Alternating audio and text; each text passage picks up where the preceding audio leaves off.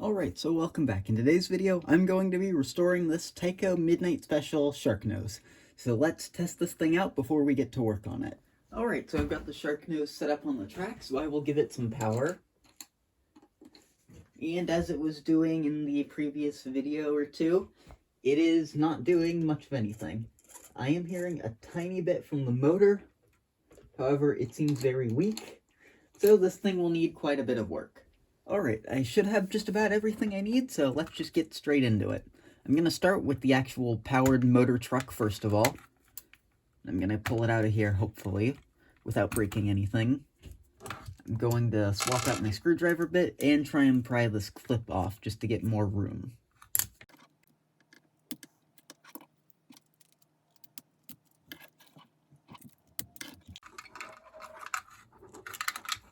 There we go. Now I will swap my screwdriver bit back and I'll get into this thing.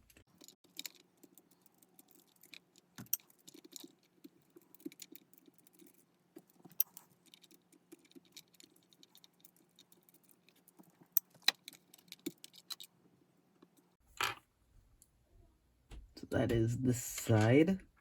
So I think, first of all, I'm just going to strip everything off of this drive system. I'm going to try and get this out without having to remove the pivot gear.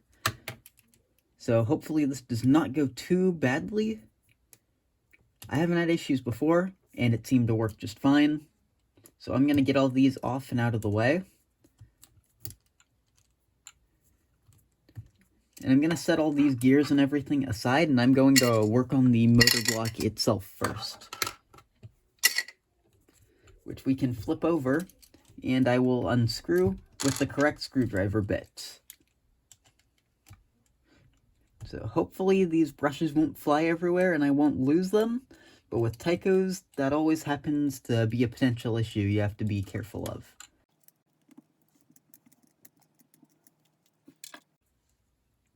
So there, these springs look like they are in pretty good shape. They aren't compressed at all. Let's see if it wants to focus on the spring.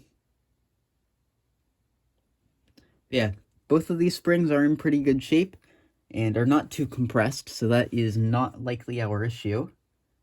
I'll get these brushes out of here. I think while I got this free, I'm going to start by cleaning up the back of the motor over here.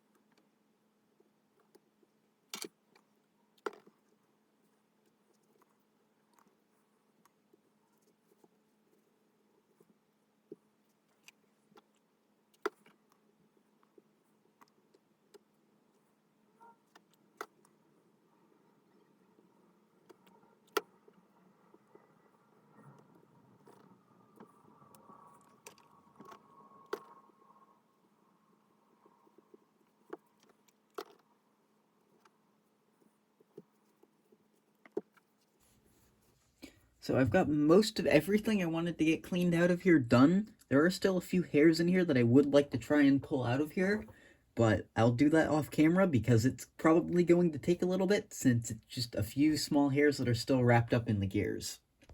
Alright, so now I'm going to work on the commutator, and currently my fiberglass pencil is just completely run out of any leftover clean fiberglass.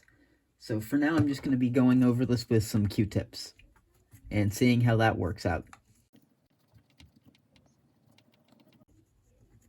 I might also try out a track eraser, I don't know, but this does seem like it's cleaning up really well already. So I'm just going to continue doing this for a little bit.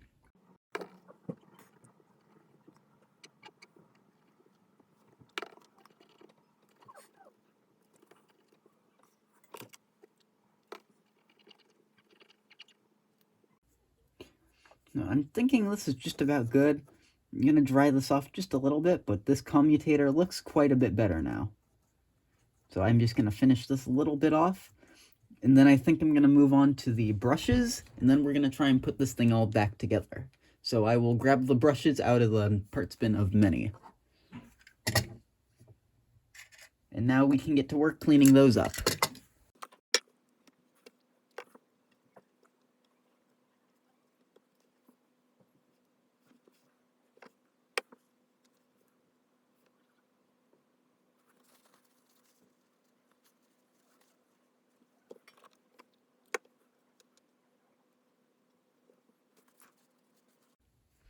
I was going to do more to these, but it seems like some of the carbon from my fingers are just getting straight back onto the brushes, so I'm not going to worry about it too much. What I am going to try and be quite particular about, though, is getting this plate off. I've got to get these little covers off, so I'm just going to do that off camera so I don't risk breaking them.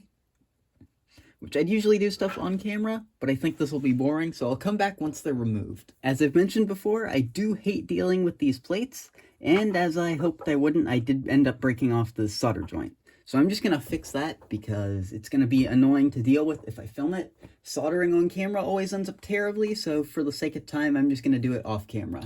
Alright, so I am back. That soldering went without a hitch, surprisingly.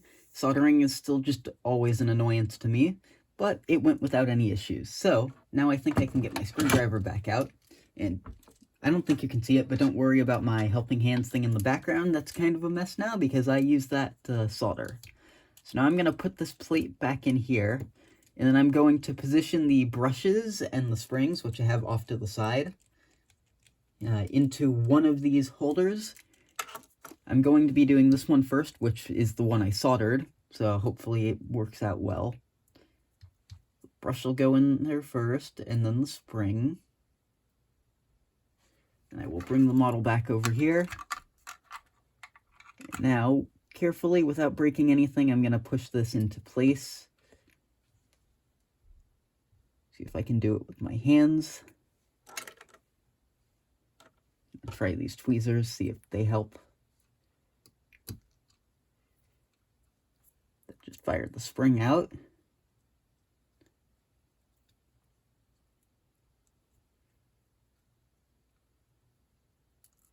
But yeah, for now, I'm just going to stop talking, and I will work on this.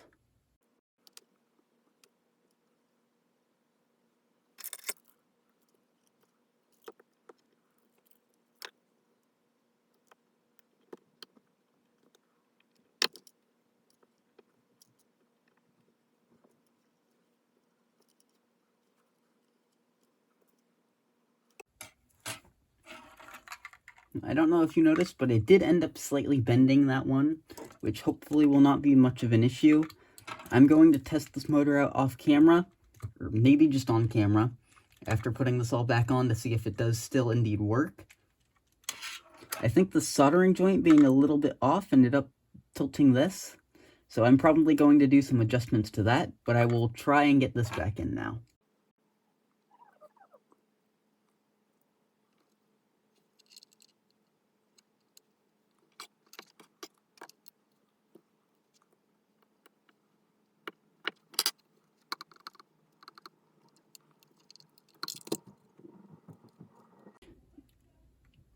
There, I think. No, it's still not in. These Tyco brush plates are my least favorite part of working on these things. Let's see if I can, force this in with the back of the tweezers, maybe? But this is just plain annoying.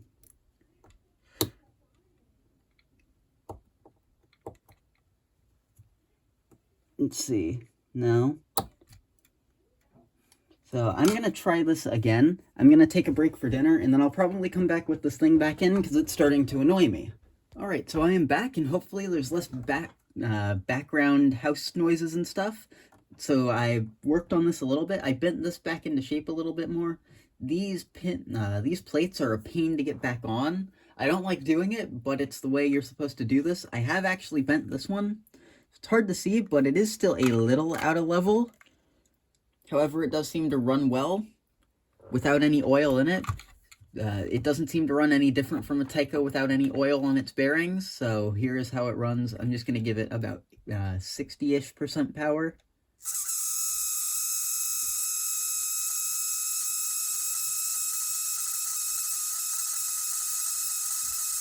Aside from in a few spots, since I think it'll probably need to get worked in a little bit after this video, I think that's pretty smooth, so I'm not too mad about that. So now I can set this thing to the side, and we can start working on all my gears and wheels and stuff. I'm going to work on the wheels first, but I'm going to be quite careful about it, simply because these traction tires, I believe, are actually still good.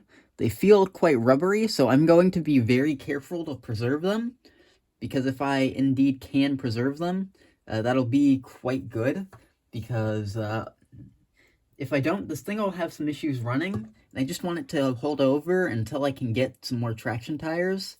So I'm just going to start by very carefully trying to clean off some of these traction tires, because they've got some stuff on them.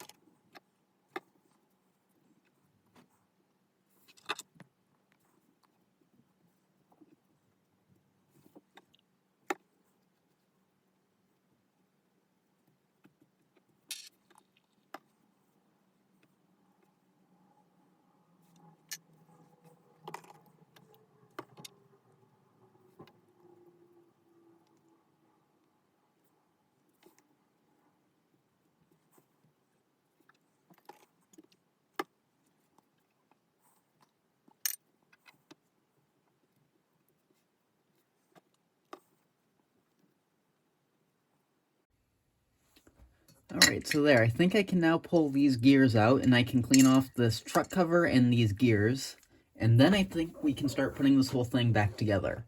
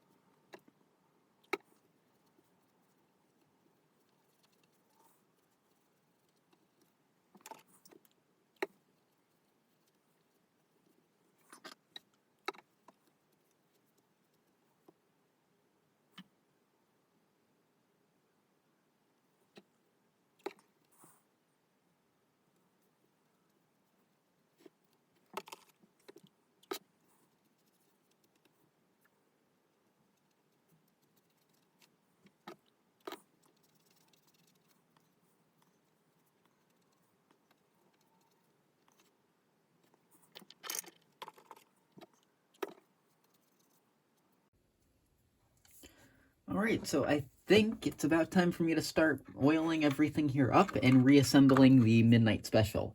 Well, at least the motor. And after that, we have to clean out that truck. So I'm going to give just a tiny bit of oil on the bearing here.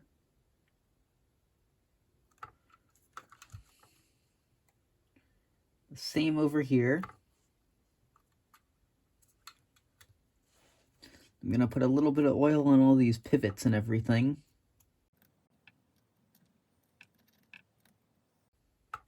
I'm going to put a little bit on that gear.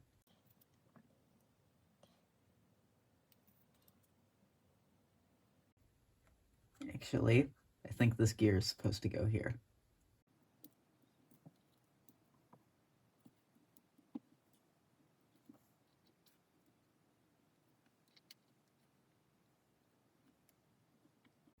Yeah, that's a little bit better. Now, it's just the task of putting this one other gear onto here.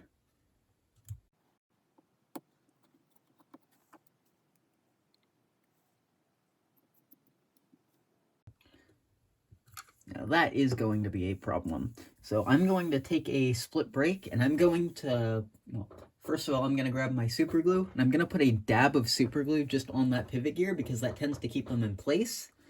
And I will do that, then take a brief break, let that dry, and we'll start working on that rear truck quickly. So since that pivot gear is actually just loose, I wasn't expecting it to take this turn. I'm going to just put a little bit of super glue on the top, and I'm going to apply it using just a toothpick. What I usually do is I'll put just a little bit of super glue on the end of a toothpick, and this is just in general too. Get a little more. For models, I'll just put a little drop of super glue, or CA, or whatever you prefer to call it, on a toothpick, and I'll just apply that to the surface, and I think I'll just add, for safety, a little bit more. So I'm going to take a split-second break now. I'm going to go wash my hands so I don't get the shell a whole mess, and I will get to work on that rear truck. Before I actually get into the rear truck, I have something else little I want to do. I have some new couplers, and I'm going to just replace the one on the front here. I say new, I mean better, old stock, I guess that's what you could call them, spare part couplers, since this one's lost quite a bit of its springiness. I'm going to try very carefully not to damage anything. Sometimes these pins on Tyco F-units and shark noses seem to be a little bit of a pain to remove. So it just takes some time usually.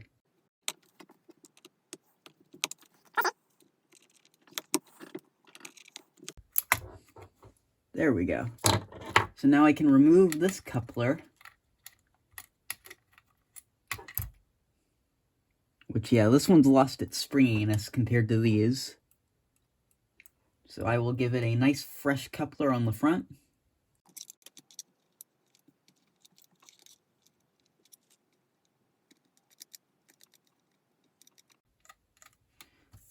It's not perfect, but that coupler does spring quite a bit better than the old one.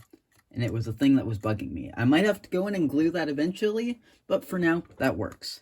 So now I think I can get to work on this rear truck. And I have also gone in and pulled out a spare Tyco screw I have, because this front one's stripped, because I'm presuming someone's tried to get in here before, or they have been in here before. It's probably going to be easier for me to just attempt to pull this out of the frame.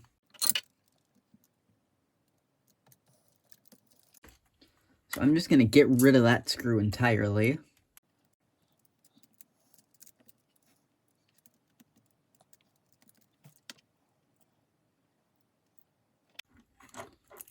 I did also notice a thing on here from when I bought the model that I do want to point out, but just, this is for my own reference, in case I forget. The wheels are like this with the contact. The plastic wheels are on the same side that the little electrical pickup post is on. So if you catch me saying that in the video, it's just for my own sake, just so I don't put anything on backwards. But something I do want to point out, it's got this sticker on here that says 451 that's upside down. If anyone knows why they have those there, and I think this was on another Tyco engine I have, please do let me know, because I am kind of curious and I'd like to learn why they're there.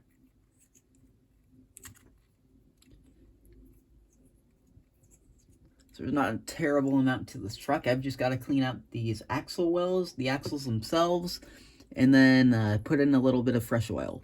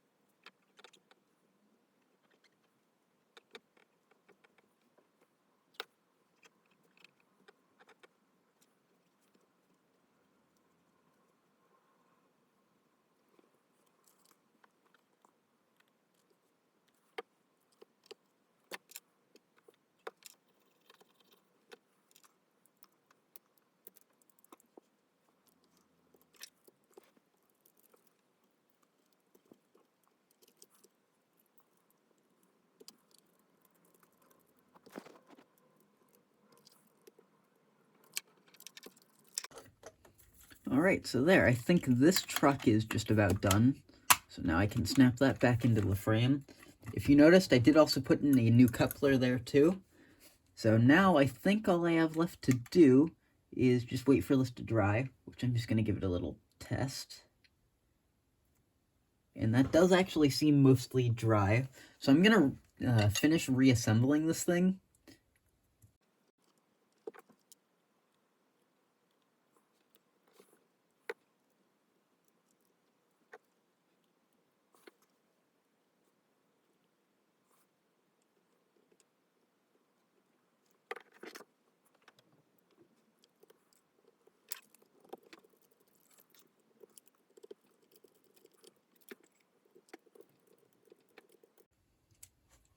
So once again, I'm going to take a split-second break to go wash some of this oil off my hands, just so I don't mess up the shell any bit.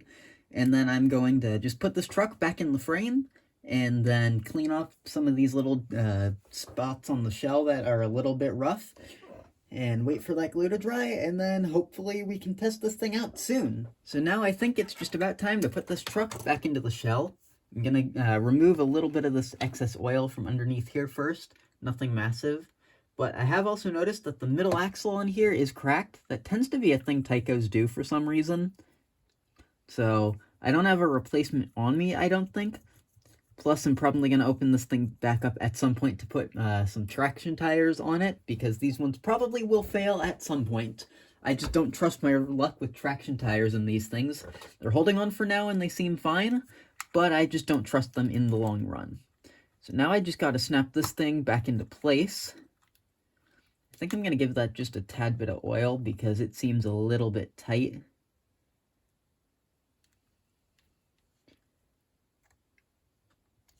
See if that helps us pivot any better.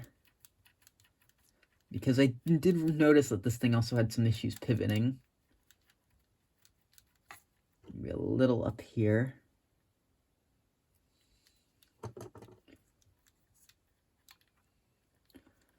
That seems quite a bit better.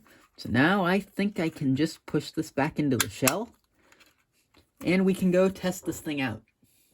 So I've got the thing set up on the track. Hopefully these traction tires won't shred, but let's give it some power. And it appears to run. I do hear it clunking. I don't know if that's because the traction tires are uneven or if that's due to the cracked gear. See how it goes in reverse. It does have a little bit of motor noise and seems a little juddery. Again, I don't know if that's to do with the cracked axle or if it needs to run in a little bit. Yeah, in reverse that definitely sounds like more so a cracked axle issue.